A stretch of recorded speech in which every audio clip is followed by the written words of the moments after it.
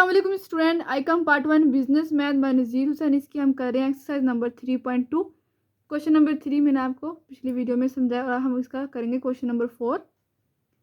Question number 4, find discriminant. ये short question के लिए find discriminant of quadratic equation. हमने क्वाड्रेटिक इक्वेशन का डिस्क्रिमिनेंट फाइंड करना है और डिस्कस करना है नेचर ऑफ रूट्स। इनके आपने पहले डिस्क्रिमिनेंट फाइंड करना है, उसके बाद आपने बताना है कि इसके रूट्स क्या हैं, रियल हैं, अनइक्वल हैं कि रैशनल हैं।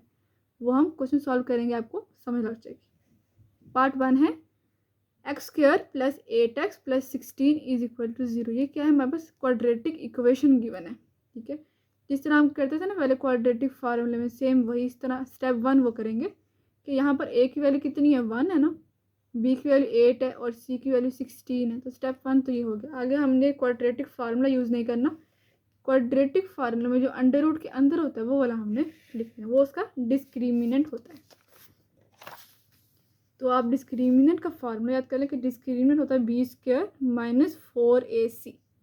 b की वैल्यू पुट करें 8 का स्क्वायर माइनस 4, a की वैल्यू पुट करें 1 और c की वैल्यू पुट कर दें 16। 8 8 जार 64 माइनस 4 को 16 से मल्टीप्लाई 64। इनके 64 में से 64 को माइनस किया तो क्या आ गया, 0 आ गया। अच्छा, अब आपने उन्होंने कहा है कि क्वेश्चन में कि नेचर ऑफ रूट्स भी फाइंड करें। डिस्क्रिमिनेंट तो हमने फाइंड कर ली, जो कि हमारे पास 0 आ चुके हैं। इनके हमने b² माइनस 4ac फाइंड किया, इसका आंसर क्या है, 0 आ गया। When b² minus 4ac is equal to 0 then roots are real and equal. ये आपने लिख देना।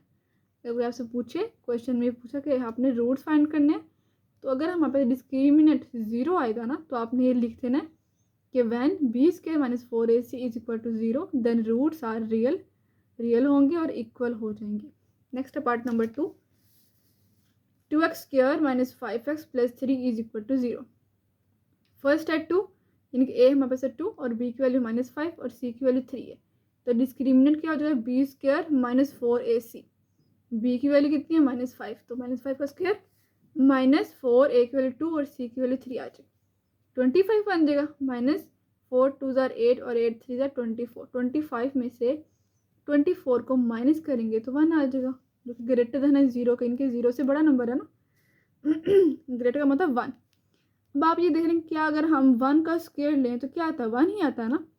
परफेक्ट स्क्वायर इसका मतलब होता है, क्योंकि हाँ अगर नंबर आ जाए ना इसको सॉल्व करने से डिस्क्रिमिनेंट और 1 आ गया, तो 1 का अगर हम स्क्वायर लेंगे तो क्या आएगा, 1 ही आ जाएगा ना। इसका मतलब ये है कि ये परफेक्ट स्क्वायर है।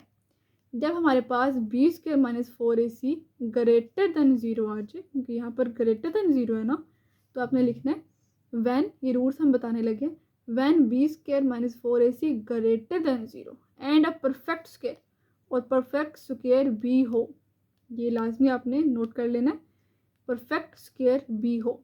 अगर हम इसका स्क्वायर लें तो स्क्वायर में परफेक्ट बनता हो। तो देखिए 1 का अगर हम स्क्वायर लेंगे तो 1 ही आ जाएगा ना। देन रूट्स आर रैशनल, तो क्या हो जाएंगे, रूट्स हो जाएंगे रैशनल एंड अनइक्वल। ठीक है, ये आपने लिखना है जब हमारे पास b² minus 4ac greater than 0 है और सेकंड पे परफेक्ट स्क्वायर 1। अगर नॉट परफेक्ट है तो फिर हम उसका डिफरेंट लिखेंगे। ये पार्ट 2 में आपने लिखना है। नेक्स्ट है part number 3, 6x² minus 13x plus 6 is equal to 0। a की वैल्यू 6, b की वैल्यू माइनस 13, c की वैल्यू 6। डिस्क्रिमिनेंट क्या है, b² माइनस 4ac, तो b की वैल्यू पुट करें माइनस 13 का स्क्वायर माइनस 4, a की वैल्यू 6 और c की वैल्यू 6। तो 13 13 दैट 169, यहाँ पे माइनस इन तीनों को मल्टीप्लाई 144 माइनस करेंगे 20। आपने देखा कि 25 का परफेक्ट स्क्वायर बनता है या फिर नहीं बनता। तो अगर हम 5 का स्क्वायर लेंगे, 5 को 5 से ही मल्टीप्लाई करेंगे तो क्या आता है, 25 ही आता ना। तो मतलब ये कि ये इसका परफेक्ट स्क्वायर बन गया। ठीक है, ज़रूरी नहीं है कि आपने 25 का ही स्क्वायर लेना, आपने इसको एलसीएम लेके ना 5 5 से 25, तो वो भी हमने इसका कर लेना, तो ये परफेक्ट स्क्वायर बन जाएगा। और ये ग्रेटर देन 0 है, क्योंकि 25 जो है ना ग्रेटर देन 0 से बड़ा नंबर होता है ना। ये भी क्या बन गया, परफेक्ट स्क्वायर। इसमें भी हम सेम यही वाला लिख देंगे। आप ये वाला भी लिख सकते हो, अदरवाइज आप ये भी लिख सकते हो, ये simple. Therefore roots are rational and unequal, ये भी आप सिंपल लिख सकते हो। अगर आपको ये वाला डिफिकल्ट लग रहा है तो फिर आप ये भी सिंपल लिख लो, roots are rational and unequal. Next करते हैं पार्ट नंबर 4। पार्ट नंबर 4 है 2x² minus 7x plus 1 is equal to 0। तो देखिए ए की वैल्यू 2 है, बी की वैल्यू -7 और सी की वैल्यू 1। तो डिस्क्रिमिनेंट क्या है, b² माइनस 4ac। बी की वैल्यू पुट करें -7 का स्क्वायर माइनस 4, ए की वैल्यू 2 और सी की वैल्यू 1। 49 बन जाएगा, -4 2 8 माइनस करेंगे तो 41। ये भी क्या है, ग्रेटर देन 0 है। लेकिन ये बताएं कि क्या ये इसका परफेक्ट स्क्वायर बन रहा है या फिर नहीं। नो, इसका कोई भी परफेक्ट स्क्वायर नहीं बना। ऐसा कोई नंबर है ये नहीं। अगर होता ना सिर्फ 4 तो फिर वो बन जाता 2 2 4, लेकिन ये 41 है। ठीक है, 41 फिर किसी भी टेबल में नहीं ना आता, तो इसलिए हम लिखेंगे नॉट अ परफेक्ट स्क्वायर। तो फिर अगर ये ऐसा सिचुएशन आ जाए कि b² माइनस 4 इससे ग्रेटर देन 0 और परफेक्ट स्क्वायर भी नहीं है, तो आपने सिंपल लिख देना कि रूट्स क्या है, इरेशनल है। ठीक है, रैशनल नहीं लिखना, इरेशनल है एंड अनइक्वल। देखिए इरेशनल एंड अनइक्वल, ये आपको अच्छे से याद हो जाएगा। अगर नॉट आएगा तो फिर इरेशनल एंड अनइक्वल, इक्वल नहीं है।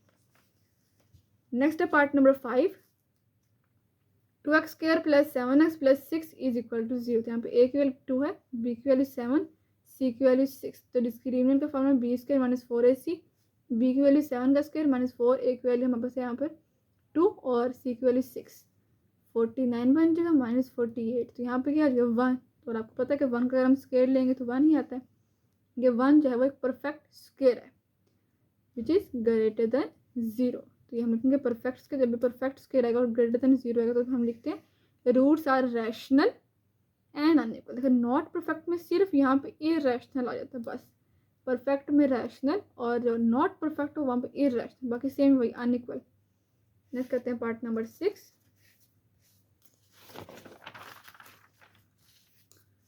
पार्ट नंबर 6 है हमारे पास 6x² plus x plus 5 is equal to 0। यहाँ पे ए की वैल्यू कितनी है, 6 है, बी की वैल्यू 1 और सी की वैल्यू 5। तो फॉर्मूला क्या है डिस्क्रिमिनेंट का, b² माइनस 4ac, बी की वैल्यू 1 का स्क्वायर माइनस 4, ए की वैल्यू 6 और सी की वैल्यू 5। 1 माइनस यहाँ पे आ जाएगा 120, इन तीनों को मल्टीप्लाई 120 आ जाएगा। फिर इसको माइनस करेंगे तो माइनस में आंसर, जब भी माइनस में आंसर आएगा तो आपने समझ जाना है कि वो 0 से छोटा नंबर है, इनके उसका भी 0 की तरफ होगा।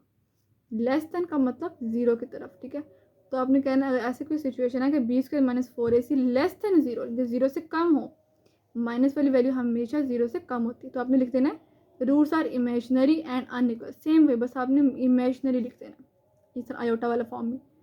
सिंपली हमारा हो गया क्वेश्चन नंबर 4 कंप्लीट। नेक्स्ट हम करेंगे इसकी एक्सरसाइज नंबर 3.3। तो इसको अच्छे से कर ले, नोट्स बना ले इसके और प्रैक्टिस करें बार बार, क्योंकि ये वाले रूट्स लिखने, ये वाला ईजी है करना, लेकिन ये रूट्स लिखने भी आपको आना चाहिए।